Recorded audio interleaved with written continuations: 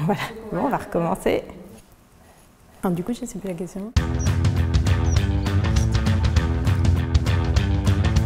Au travers des projets et du développement de la ville, on ressent vraiment la culture de l'environnement à Rennes. J'ai fait des études à l'ENGES à Strasbourg, donc dans le domaine de l'eau et de l'environnement. En arrivant à West Ham, j'ai découvert toute la thématique des milieux naturels et de l'expertise en milieux naturels.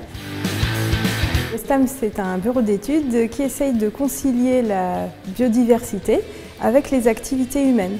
Donc ça va de la planification urbaine à l'aménagement urbain et également la restauration de milieux naturels et les études en milieux naturels. Donc c'est réconcilier le triton palmé et l'homme. En étant à Rennes, on arrive à couvrir finalement un grand quart nord-ouest de la France et également jusqu'en région parisienne grâce au TGV. Donc c'est vrai que c'est un point de rayonnement qui nous convient très bien pour nos activités. Papillon. Scope. Les deux. L'agglomération de Rennes nous a porté par les services qu'elle apporte et qui nous ont aidés à nous développer, que ce soit en termes d'infrastructures, de lieux de travail, mais aussi de technologies et de services disponibles. Le recrutement n'est pas toujours facile dans nos métiers puisqu'on cherche des personnes très spécialisées et souvent expérimentées, donc on ne trouve pas toujours facilement.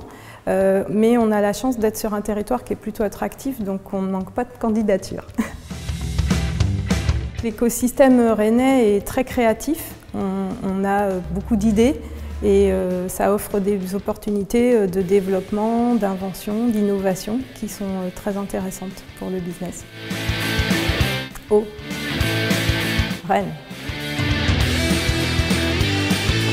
On a une vraie identité et un foisonnement quand même culturel, technologique. On a une région qui est très dynamique et ça c'est vrai que c'est aussi la qualité de vie et avec un cadre de vie qui est quand même très préservé, je pense, par rapport à d'autres métropoles.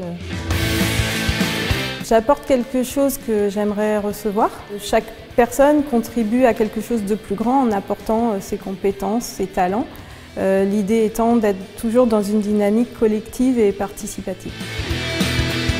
Conquérir le monde, gagner le prix Nobel, mais voilà, pour faire simple, peut-être un développement géographique d'une part, et également continuer de développer nos façons de travailler pour être toujours plus performants au service des projets et des milieux naturels. Anne. Natacha.